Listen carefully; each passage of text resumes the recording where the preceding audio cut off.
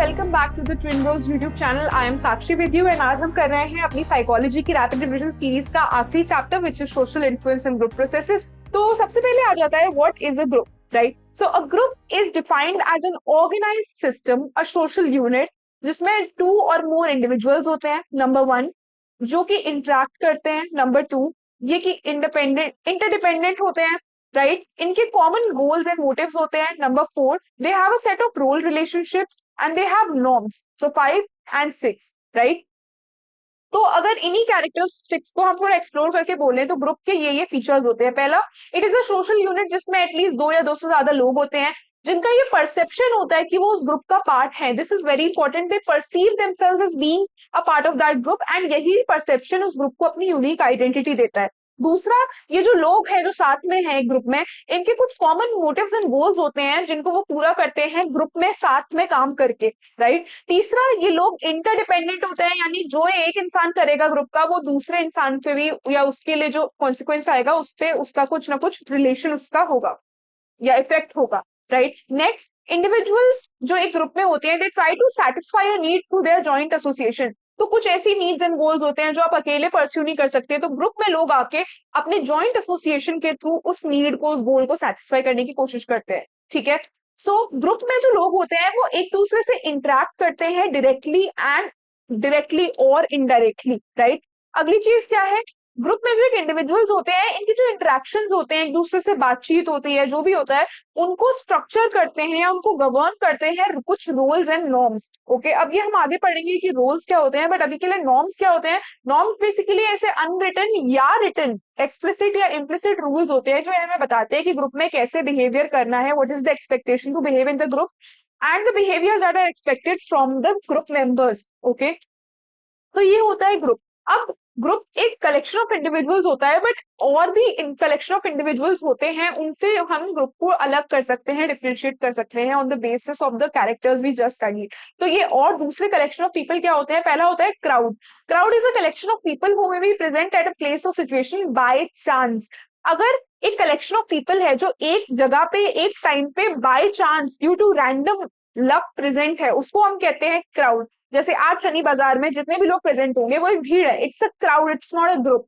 Okay, crowd में कोई structure नहीं होता, कोई फीलिंग ऑफ बिलोंगिंगनेस नहीं होती है एंड क्राउड्स का बिहेवियर इरेशनल होता है, कोई इंटरडिपेंडेंस नहीं होती है क्राउड के, मतलब जितने भी लोग होते हैं उनका एक का बिहेवियर दूसरे से कोई रिलेटेड नहीं होता है। दूसरा आते हैं teams. Teams are a type of group, आपको ये समझना है, teams are a type of group but they are special kinds of group जिनके कुछ फीचर्स ग्रुप्स नॉर्मल ग्रुप से अलग होते हैं। पहला क्या है, टीम में कॉम्प्लीमेंट्री स्किल्स होते हैं, जो टीम मेंबर्स होते हैं उनके स्किल्स ऐसे होते हैं कि वो एक दूसरे को कॉम्प्लीमेंट करते हैं and they are dedicated to a common goal और पर्पस। तीसरी चीज, members are mutually accountable for activities, so members are responsible together for what they do in a team, so there is a positive synergy attained through the coordinated efforts of the members। तो एक team में जो group members होते हैं, जो team members होते हैं, वो अपने कोऑर्डिनेटेड एफर्ट्स लगाते हैं एंड इन्हीं एफर्ट्स की वजह से एक कलेक्टिव सक्सेस आती है जिसको हम कहते हैं सिनर्जी, कि सबके कंट्रीब्यूशन से एक पॉजिटिव रिजल्ट आता है, एक पॉजिटिव स्टेट आता है टीम में। ओके, अब यहाँ पे डिफरेंसेस क्या है बिटवीन ग्रुप्स एंड टीम्स। देखो, ग्रुप्स में क्या होता है, performance is dependent on contribution of individual members, कि इंडिविजुअल मेंबर्स क्या कर रहे हैं उससे डिपेंड, मतलब वो इन्फ्लुएंस करेगा कि एक्चुअल रिजल्ट क्या आएगा। बट टीम में individual work is also important and team work is also important, साथ में काम भी कर रहा है और इंडिविजुअल भी काम करना है। ग्रुप्स में क्या होता है, ग्रुप्स में जो लीडर होता है वो रिस्पॉन्सिबल होता है for the work, but teams में ऑल्दो लीडर यहाँ भी होता है because it is a type of group, but members भी अपने आप में रिस्पॉन्सिबल होते हैं अपने काम के लिए। ओके, ठीक है, ये हो गया डिफरेंसेस। अब एक और collection of collection of people होती है जिसको हम कहते हैं audience. Audience is a collection of people who have assembled for a special purpose, किसी खास पर्पस के लिए एक मौके पर जब लोग असेंबल होते हैं उसको हम ऑडियंस कहते हैं। अब ये जो ऑडियंस होती है यूजुअली पैसिव होती है, यानी किसी चीज को विटनेस करने के लिए अटेंड मतलब इकट्ठी होती है, बट कभी कभी ऑडियंस मॉब बन जाती है। This is another collection of people. Mob जो होती है उसमें एक फ्रेंजी होती है, एक डिस्ट्रक्टिव एनर्जी होती है, एक सेंस ऑफ पर्पस होता है, पोलराइजेशन यानी बहुत एक्सट्रीम एक इनका एक्टिविटी होती है, एक्सट्रीम डिस्ट्रक्टिव एक्टिविटी, और इनका attention actions of persons are in common direction. तो जो मॉब के लोग होते हैं वो एक ही तरफ एक ही डायरेक्शन में एक्ट करते हैं बहुत डिस्ट्रक्टिव वे में। एंड होमोजेनिटी ऑफ थॉट होता है, यानी एक मॉब में जितने भी लोग होंगे वो एक टाइम पे एक सी ही चीज सोचेंगे और बहुत स्ट्रांगली सोचेंगे, इंपल्सिविटी दिखती है, ठीक है। अब नेक्स्ट आ जाते हैं why do people join groups. तो ग्रुप्स ऐसा क्या देते हैं लोगों को, different groups satisfy different needs, and इसीलिए हम बहुत सारे ग्रुप्स के मेंबर्स हैं एक ही टाइम पे, ओके। तो क्या क्या नीड्स हमारी पूरी करते हैं ग्रुप्स, पहला है सिक्योरिटी की नीड। सिक्योरिटी की नीड, जब हम अकेले होते हैं we feel insecure, when we are with other people we feel a sense of comfort, we feel protected, we feel stronger and we feel less vulnerable to threats, ठीक है। दूसरा क्या आ जाता है, स्टेटस प्रोवाइड करते हैं हमें ग्रुप्स। तो स्टेटस का मतलब क्या है, हमें एक रिकग्निशन मिलता है, हमें एक सेंस ऑफ पावर मिलता है जब हम और एक ग्रुप का पार्ट होते हैं। तीसरा सेल्फ एस्टीम। सेल्फ एस्टीम से क्या मतलब है, सेल्फ वर्थ की फीलिंग्स, हमारी हमारी एक पॉजिटिव सोशल आइडेंटिटी बनती है कि जैसे मान लो कि हाँ भाई मैं एलएसआर में पढ़ती हूँ, वाह एलएसआर में, तो मेरे सेल्फ एस्टीम जो है वो सेल्फ कंसेप्ट मेरा एनहांस होता है, राइट। तो जब आप एक प्रेस्टिजियस ग्रुप के मेंबर होते हो तो आपके सेल्फ कंसेप्ट जो है वो एनहांस होता है, इसको हम कहते हैं सेल्फ एस्टीम की नीड। अगला आ जाता है satisfaction of psychological and social needs. तो हमारी साइकोलॉजिकल नीड्स होती हैं जैसे need of belongingness, need of attention, love and power, जो कि एक ग्रुप में रह के पूरी होती हैं, ठीक है, अकेले नहीं हो सकती। पांचवा है गोल अचीवमेंट। तो कुछ ऐसे गोल्स होते हैं जो इंडिविजुअली अटेन नहीं किए जा सकते, तो उनको ग्रुप हमें हेल्प करता है अचीव करने में, इसलिए भी हम ग्रुप्स को ज्वाइन करते हैं। छठा, groups provide knowledge and information. और अगर हम मतलब हमें नई नॉलेज नई इन्फॉर्मेशन मिलती है थ्रू ग्रुप्स तो हमारी ग्रोथ होती है, ओके। नेक्स्ट आ जाता है ग्रुप फॉर्मेशन कैसे होती है, यानी ग्रुप फॉर्मेशन की एक तरीके से कंडीशंस क्या है, कि कौन सी कंडीशंस में एक ग्रुप फॉर्म होने के चांसेस बढ़ जाते हैं। पहली कंडीशन होती है प्रॉक्सिमिटी। प्रॉक्सिमिटी यानी जब एक ग्रुप एक कलेक्शन ऑफ पीपल है, कुछ लोग हैं जिनके बीच में रिपीटेड इंटरेक्शन, प्रॉक्सिमिटी का मतलब नियरनेस, राइट, पास में होना। सो जब एक सेट ऑफ इंडिविजुअल्स के बीच में बार बार इंटरेक्शन होने की अपॉर्चुनिटी होती है, तो इंटरेक्शंस के थ्रू वो एक दूसरे को जानते हैं, अपने कॉमन इंटरेस्ट एंड एटीट्यूड जानते हैं, बैकग्राउंड जानते हैं, तो इससे भी प्रॉक्सिमिटी होने से हमारी ग्रुप बनने के चांसेस ज्यादा हो जाते हैं। दूसरा होता है सिमिलैरिटी, यानी जिससे हम सिमिलर होंगे उसके साथ ग्रुप बनने के हमारे चांसेस ज्यादा होंगे। So being exposed to someone over a period of time makes us assess our similarities and paves the way for formation of group. जब हम किसी के साथ बहुत टाइम तक होते हैं तो हम ये असेस करते हैं कि उसमें और मुझ में क्या क्या सिमिलर है, एंड इस तरीके से फिर एक ग्रुप फॉर्मेशन स्टार्ट हो जाती है। क्यों हो जाती है, इसका रीजन क्या है, क्योंकि हमें साइकोलॉजिकली कंसिस्टेंसी पसंद है, हमें कुछ नई अनप्रिडिक्टेबल चीजें नहीं पसंद। तो जब एक इंसान हमारे जैसा होता है वो हमें कंसिस्टेंसी कंफर्ट का सेंस देता है, इसीलिए हम अपने जैसे सिमिलर लोगों के साथ ग्रुप बनाना पसंद करते हैं। दूसरा रीजन क्या है, जब हम सिमिलर लोगों से मिलते हैं जो हमसे सिमिलर है, तो उनके भी ओपिनियंस हमारे जैसे होते हैं, तो वो हमारे ओपिनियंस को रीइंफोर्स करते हैं, हमारे ओपिनियंस को वैलिडेट करते हैं कि हाँ भाई जो तुम बोल रहे हो तुम सही बोल रहे हो। So we feel right, and remember we always want to feel right, इसीलिए we start liking them and group formation starts, okay. तीसरा क्या है, तीसरी कंडीशन है कॉमन गोल्स एंड मोटिव्स। जब हम ऐसे लोगों के साथ आते हैं जिनके हम सबके मतलब कोई सेम मोटिव्स या गोल्स है, जैसे मैं भी यूपीएससी एस्पिरेंट हूँ, वो भी यूपीएससी एस्पिरेंट है, वो भी, तो हम कहेंगे चलो कॉमन स्टडी ग्रुप बना लेते हैं, राइट। सो वो साथ में मिलके अपना एक ग्रुप बनाते हैं जिससे कि वो ग्रुप के थ्रू अपने गोल अटेनमेंट, गोल अचीवमेंट को जल्दी पा सके। तो कॉमन गोल्स एंड मोटिव्स होने पे भी ग्रुप बनने के चांसेस रहते हैं। ये तीन हमारी कंडीशंस है, proximity, similarity and common goals and motives. अब आ जाते हैं स्टेजेस क्या है ग्रुप फॉर्मेशन के। एक ग्रुप बनता है और फिर मिट जाता है, उसके सारे स्टेजेस ये बताएंगे। तो ये स्टेजेस हैं, 5 स्टेजेस हैं, formation, conflict, stabilization, performance, dismissal. हर स्टेज का एक दूसरा नाम भी है, ओके। और याद रखना है ये स्टेजेस किसने दिए थे, ये स्टेजेस दिए थे टकमैन ने। टकमैन नाम है साइकोलॉजिस्ट का, इन्होंने 5 डेवलपमेंटल स्टेजेस दिए थे ग्रुप्स के। पहला स्टेज होता है फॉर्मिंग स्टेज, यानी फॉर्मेशन स्टेज, जहां पे ग्रुप मेंबर्स पहले पहले मिलते हैं। एक अनसर्टेनिटी होती है कि भाई अब ग्रुप में आए हैं तो ग्रुप में क्या होगा, गोल क्या होगा हमारा, और इसे अचीव कैसे करना है, तो एक अनसर्टेनिटी होती है। दूसरा, इस स्टेज में लोग एक दूसरे को जानना स्टार्ट करते हैं और ये समझते हैं कि क्या ये ग्रुप हमारे लिए है भी या नहीं, ये ग्रुप में हम फिट करते हैं या नहीं। इस ग्रुप में एक्साइटमेंट भी होता है, मतलब सॉरी, इस स्टेज पे एक्साइटमेंट भी होता है about what would happen, and apprehensions like doubts भी होते हैं कि कैसे चीजें होंगी। तो ये है फॉर्मिंग स्टेज। दूसरा आ जाता है स्टॉर्मिंग स्टेज, जिसको हम कन्फ्लिक्ट स्टेज भी कहते हैं, जहां पे ग्रुप में एक कन्फ्लिक्ट होने लगता है between the members. It is a healthy kind of conflict about कि मतलब जो हमारा टारगेट है या गोल है उसको कैसे अचीव करना है, ग्रुप को कौन कंट्रोल करेगा, ग्रुप की रिसोर्सेस कौन कंट्रोल करेगा, कौन क्या काम करेगा। तो एक पूरा एक डिस्कशन, एक कॉन्फ्लिक्ट होता है अबाउट दीज थिंग्स। एंड जब ये स्टेज कंप्लीट होता है तो हमारे पास ये चीजें बिल्कुल क्लियरली रेडी होती हैं, we have a clear vision of what we need to do, and how the group would work, एक लीडरशिप कैसे होगी ग्रुप में। तीसरा स्टेज होता है norming stage. Okay, so norming stage को हम स्टेबलाइजेशन स्टेज भी बोलते हैं। इस स्टेज में क्या होता है, नाम से पता लग रहा है, हमारे नॉर्म्स डेवलप हो जाते हैं कि ग्रुप में एक्सपेक्टेड बिहेवियर क्या है हर इंसान से, तो और नॉर्म से ही हमारी एक पॉजिटिव ग्रुप आइडेंटिटी बनती है, राइट। चौथा स्टेज में क्या होता है, जो ग्रुप का एक्चुअल काम है जिसके लिए वो रिक्रूट हुआ था, साथ में आया था, बना था, उस एक्चुअल फंक्शन को परफॉर्म करना। सो अचीविंग द ग्रुप गोल, ये इस स्टेज का काम होता है। एंड कई ग्रुप्स के लिए ये लास्ट स्टेज होता है ऑफ ग्रुप डेवलपमेंट। बट कुछ स्टेजेस में एक बार परफॉर्मेंस हो जाए, यानी ग्रुप का गोल पूरा हो जाए, तो कुछ ग्रुप्स को डिसॉल्व भी किया जाता है, तो इसको हम कहते हैं एडजर्निंग स्टेज। एडजर्निंग स्टेज यानी कि जहां पे जब काम होने के बाद आप एक तरीके से सब जो मेंबर्स है ग्रुप के वो अलग अलग हो जाते हैं एंड ग्रुप जो है उसे खत्म कर दिया जाता है, डिस्बैंड कर दिया जाता है। ओके, इंपॉर्टेंट बात क्या है, जरूरी नहीं है कि सारे ग्रुप्स जो होते हैं वो ये पांचों स्टेजेस में एक ही सीक्वेंस में जाए। कई बार ग्रुप्स में काफी एक दो स्टेजेस एक साथ हो रहे होते हैं, कई बार ग्रुप्स आगे पीछे जाते रहते हैं स्टेजेस में, और कई बार स्किप भी कर देते हैं कुछ स्टेजेस को, जैसे एडजॉर्निंग स्टेज है, तो ये आपको याद रखना है, इंपॉर्टेंट है। ओके, अगली चीज जो आ जाती है, अगला कंपोनेंट आ जाता है ग्रुप स्ट्रक्चर का। ग्रुप स्ट्रक्चर यानी कि अगेन ग्रुप में लीडरशिप कैसे होगी, डिस्ट्रीब्यूशन ऑफ टास्क कैसे होगा, कैसे काम होगा, रिस्पॉन्सिबिलिटीज। सो ये इसको हम कहते हैं ग्रुप स्ट्रक्चर। ग्रुप स्ट्रक्चर में चार एलिमेंट्स होते हैं, क्या क्या होते हैं वो, roles, norms, status and cohesiveness. इसको याद रखना है। पहले आते हैं रोल्स पे। Roles are socially defined expectations that individuals in a given situation are expected to fulfil. Okay, roles refer to the typical behaviour that depicts a person in a given social context. तो role यानी कि जैसे हम कहते हैं कि भाई ये क्लास में ये मॉनिटर है, राइट, तो मॉनिटर को एक सोशली डिफाइंड एक्सपेक्टेशन है उसकी, वो जो सोसाइटी मतलब यहाँ पे क्लास, जो कि उससे एक्सपेक्ट किया जा रहा है एक particular kind of behaviour in a given situation की। अगर आवाज होगी तो आपका काम है बच्चों को चुप कराना। सो रोल्स एक तरीके से एक्सपेक्टेशंस होती हैं कि एक इंडिविजुअल, एक ग्रुप मेंबर एक गिवन सिचुएशन में कैसे काम करेगा और क्या रिस्पॉन्सिबिलिटी फुलफिल करेगा, क्या टिपिकल बिहेवियर दिखाएगा, राइट। या फिर जैसे एक बेटा है, तो बेटे से क्या एक्सपेक्ट किया जाएगा कि जब घर में दिक्कतें आएंगी वो सपोर्ट करेगा फादर को, चीजों लाइक अपनी फेमिनाइन फिगर्स प्रोटेक्ट करेगा। ये सब रोल एक्सपेक्टेशंस है। दूसरा आ जाते हैं नॉर्म्स पे।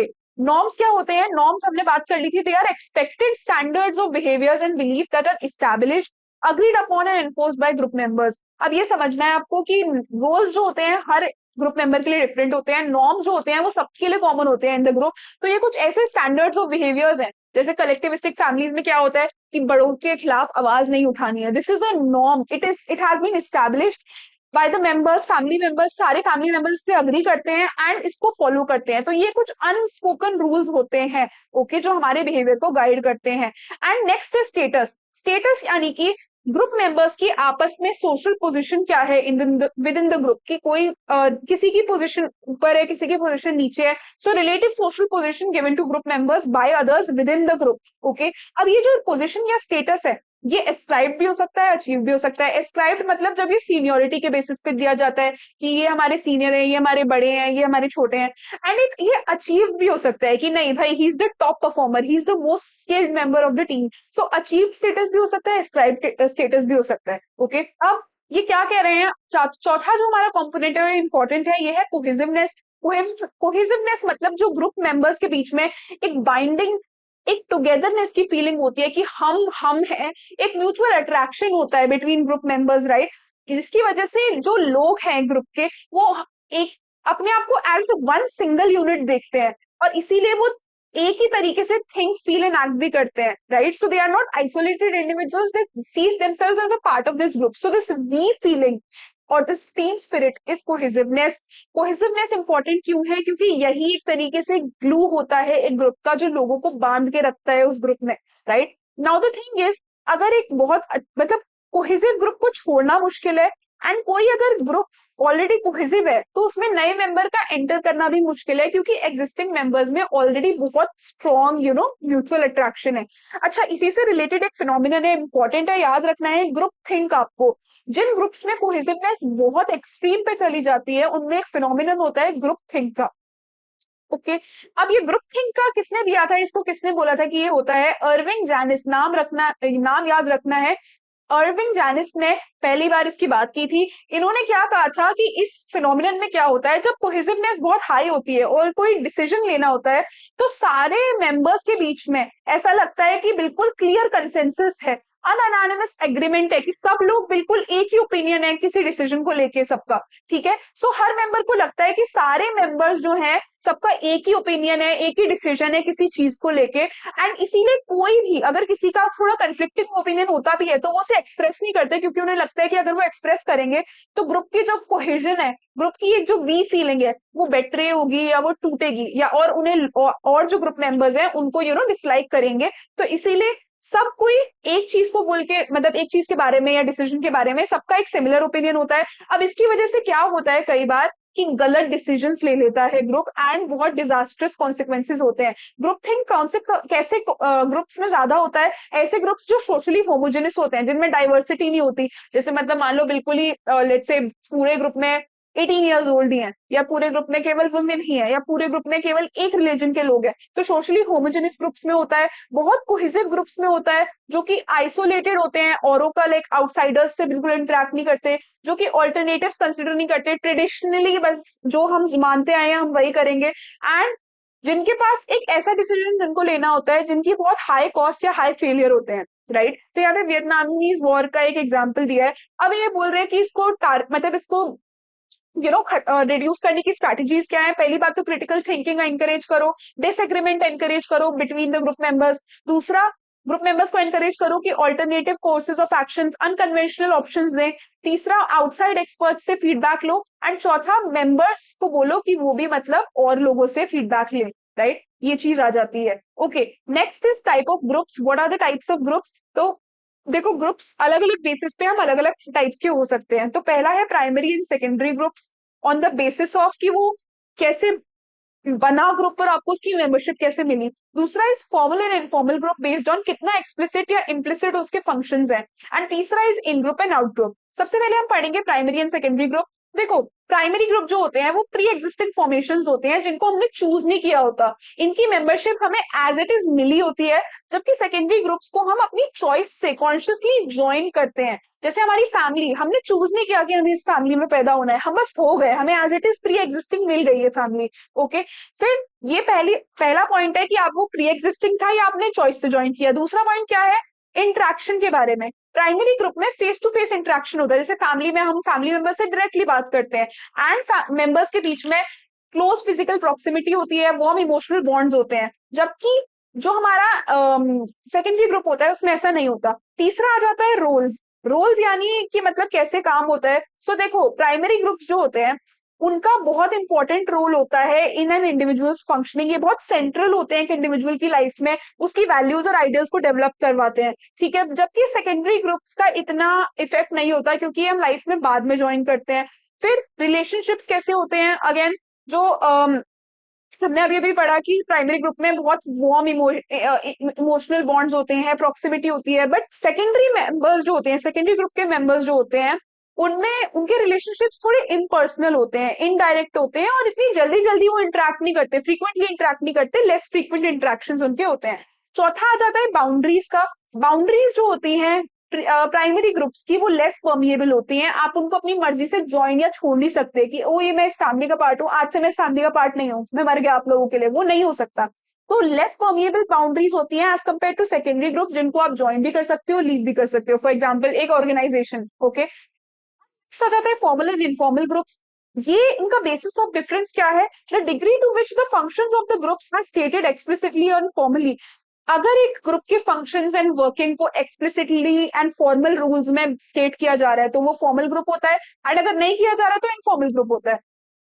तो फॉर्मल ग्रुप में जो भी फंक्शंस होते हैं ऑर्गेनाइजेशन के, वो एक्सप्लिसिटली स्टेटेड होते हैं। एक एक इंसान को क्या काम करना है, रोल्स क्या है उनके, इनको भी क्लियरली, जैसे आपको अगर आप किसी जॉब में गए हो, राइट, तो आपके पास ऑफर लेटर में लिखा होता है कि देखो आपको ये सारे आप काम करोगे, राइट।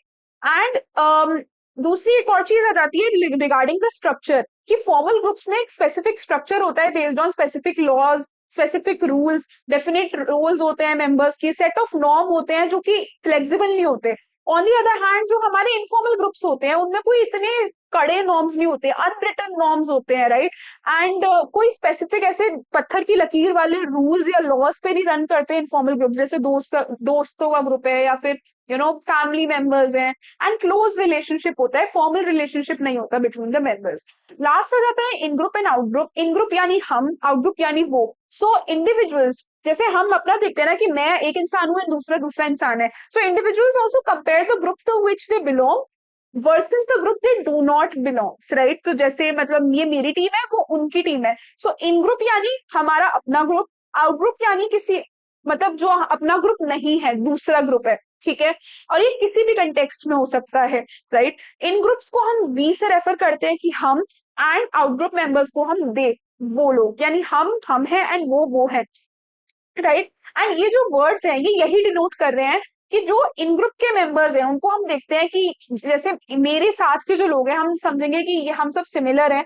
हम उनको लाइक एक फेवरेबल पॉजिटिव लाइट में देखते हैं जो इन ग्रुप के लोग होते हैं, एंड हम उनमें पॉजिटिव क्वालिटीज को ही देखते हैं। हम समझते हैं कि उनमें केवल डिजायरेबल क्वालिटीज हैं एंड ये हमारे फेवर में है और हम सब सिमिलर हैं। जबकि आउटग्रुप को ऐसे परसीव किया जाता है कि आउटग्रुप के लोग हमसे डिफरेंट हैं, उनको नेगेटिवली देखा जाता है, उनकी क्वालिटीज लाइक नेगेटिव ही देखी जाती है, राइट। अब यहाँ पे ये क्या कह रहे हैं कि ये जो कैटेगरीज है इन ग्रुप आउट ग्रुप की, ये रियल नहीं होती है, ये हम ही क्रिएट करते हैं। जैसे भाई मैं हिंदू हूँ, तू मुसलमान है, मैं ऊंची जात का हूँ, तू नीची जात का है, ये रियल कैटेगरीज नहीं है, ये हमने ही क्रिएट करी है, ठीक है। ये याद रख लेना, ये इंपॉर्टेंट है। ताजफिल एंड कलीग्स, ताजफिल ने एक एक्सपेरिमेंट करा था, बहुत इंपॉर्टेंट है ये जानने के लिए कि एक ग्रुप के जो ग्रुप में जो बिहेवियर होता है इन ग्रुप आउट ग्रुप का, कि ये हम है, ये वो है, इसके लिए मिनिमल कंडीशंस क्या है, what are the minimal conditions for inter group behaviour. तो इन्होंने बहुत शॉर्ट में बता रही हूँ, इन्होंने क्या करा था, इन्होंने किंडरगार्टन के बच्चे लिए थे, इन्होंने दो ग्रुप्स में उन्हें डिवाइड करा रैंडमली। एक को कहा कि तुम मतलब इन्होंने दो पेंटर्स लिए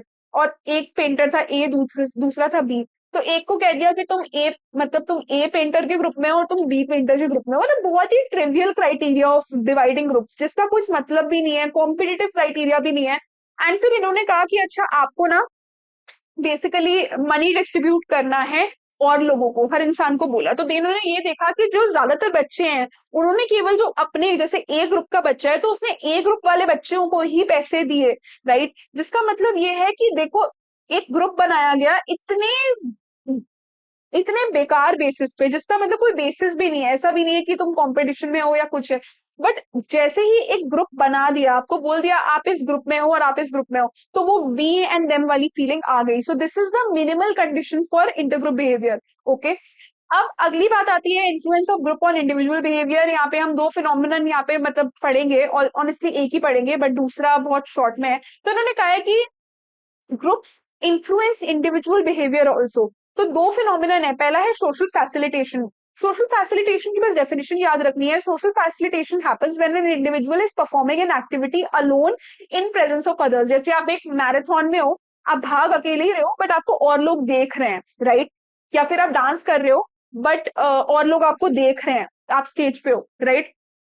तो सोशल फैसिलिटेशन में क्या है, रिसर्च ने ये देखा है कि जब और लोग हमारे अराउंड प्रेजेंट होते हैं, जब हम कोई परफॉर्मेंस कर रहे होते हैं, तो it leads to arousal and ये हमें मोटिवेट करता है टू एनहांस आवर परफॉर्मेंस। अगर हम उस काम को करने में ऑलरेडी अच्छे हैं, तो अगर मैं डांस करने में अच्छी हूँ और मुझे एक ऑडियंस देख रही है, तो मैं मोटिवेट होंगी और अच्छे से डांस करने के लिए और ग्रेसफुली डांस करने के लिए। So when I am surrounded by people and I am doing something I am already good at, तो I get motivated to do it better, right. So ये एनहांसमेंट तब आता है जब एक इंसान को वो इंडिविजुअली परफॉर्म कर रहा होता है बट एक ग्रुप प्रेजेंट होता है और उसको इवेलुएट कर रहा होता है, उसे जज कर रहा होता है। दूसरा फिनोमिनन है सोशल लोफिंग। सोशल लोफिंग में क्या होता है, एक इंडिविजुअल एक ग्रुप का पार्ट बन के एक एक्टिविटी कर रहा होता है, राइट। अकेले नहीं कर रहा, एक ग्रुप का पार्ट है और ग्रुप एक एक्टिविटी कर रहा है, राइट। तो यहाँ पे क्या होता है, social loafing is basically a phenomenon जहाँ पे इंडिविजुअल्स अगर ग्रुप में होते हैं तो वो कम काम करते हैं as compare to when they are doing that काम अलोन, ओके। डेफिनेशन क्या है, it is a reduction in individual effort when working on a collective task. जब आप एक कलेक्टिव ग्रुप टास्क पे काम कर रहे हो तो इंडिविजुअल एफर्ट कम हो जाता है। तो यानी कि यू नो ऑल्दो सारे लोग काम कर रहे हैं बट जितना आप अकेले काम करते हो उतना आप नहीं कर रहे हो, उससे कम कर रहे हो, राइट। सो ऐसी जो सिचुएशंस होती हैं जहाँ पे ग्रुप मेंबर्स काम कर रहे होते हैं, तो हमारे लिए इवेल्युएट करना आसान नहीं होता कि हर इंसान कितना काम कर रहा है। यही इसी की वजह से एक इंडिविजुअल इंसान जो है वो रिलैक्स कर लेता है थोड़ा एंड कम एफर्ट्स डालता है, फ्री राइडर बन जाता है। अब इसकी स्टडी किसने की है? सोशल लोफिंग की लतानी, ये नाम याद रखना है। लतानी ने एक एक्सपेरिमेंट करा। इन्होंने क्या करा, इन्होंने लाइक ग्रुप ऑफ पीपल बनाए कि 2 लोगों का ग्रुप, 3 लोगों का ग्रुप, 15 लोगों का ग्रुप। इन्होंने कहा कि आप क्लैप करो, तो इन्होंने देखा जब लोग कम छोटे ग्रुप में क्लैप करते हैं, जैसे 2 लोग क्लैप कर रहे हैं वर्सेस 15 लोगों का ग्रुप क्लैप कर रहा है, अभी 15 लोगों के ग्रुप में जो क्लैपिंग हो रही है उसकी आवाज ज्यादा हो रही है, बट इन्होंने ये देखा जब जो 15 लोगों का ग्रुप है उसमें इंडिविजुअल लोग कम ताली बजा रहे हैं, उतनी ताली नहीं बजा रहे जितना वो अगर 2 लोगों के ग्रुप में होते तो बजाते। राइट, तो कहने का मतलब ये है एक तरीके से कि जैसे जैसे ग्रुप का साइज बढ़ता है, इंडिविजुअल मेंबर्स का एफर्ट टुवर्ड्स द एक्टिविटी कम होता जाता है। ओके, तो ये चीज है। अब सोशल ब्लॉफिंग के क्या क्या रीजंस हैं? सबसे पहली बात क्या है कि members feel less responsible, right, क्योंकि भाई तुमको ही वो काम नहीं दिया है। दूसरा, मोटिवेशन कम हो जाती है मेंबर्स की वो काम करने के लिए, क्योंकि वो जानते हैं उन्हें इंडिविजुअली जज नहीं किया जाएगा, पूरे ग्रुप को कलेक्टिवली जज किया जाएगा। तीसरा, तब भी होता है जब ग्रुप की परफॉर्मेंस किसी दूसरे ग्रुप से कंपेयर ना की जा रही है, तो अगर कंपटीशन है, कंपटीशन में शायद सोशल लोफिंग अप्लाई नहीं करेगा। राइट, तो यहाँ पे ये चीज है कि अगर ग्रुप की परफॉर्मेंस एक दूसरे ग्रुप से कंपेयर करी जा रही है तो सोशल लूफिंग नहीं होता, बट अगर नहीं की जा रही है तो सोशल लूफिंग होता है। दूसरा रीजन क्या है? अगर ग्रुप मेंबर्स के बीच में कोऑर्डिनेशन नहीं है तो भी सोशल लूफिंग होता है। अगला, अगर ग्रुप मेंबर्स में बिलोंगिंगनेस, एक फीलिंग नहीं होती बिलोंगिंगनेस की, एंड उस ग्रुप में होना मेंबर्स के लिए इंपॉर्टेंट नहीं होता, तो वो उस टास्क में अपना इंडिविजुअल एफर्ट उतना नहीं देते। ठीक है, तो इसको हम रिड्यूस कैसे करें? पहले तो ऐसा कुछ मैकेनिज्म लाओ जिससे कि हम हर इंसान के जो एफर्ट्स है, इंडिविजुअल एफर्ट्स को आइडेंटिफाई कर सके। राइट, दूसरा, increase the pressure to work hard, make them more accountable. तीसरा, increase the importance of the task, ये टास्क इंपॉर्टेंट है ताकि इंडिविजुअली लोग ज्यादा मेहनत करें, एंड लोगों को फील कराओ that their individual contribution is important. And next, group की कोहेसिवनेस इंक्रीज करो ताकि बिलोंगिंगनेस की फीलिंग बढ़े। Okay, last we are studying group polarisation. Group polarisation क्या होता है?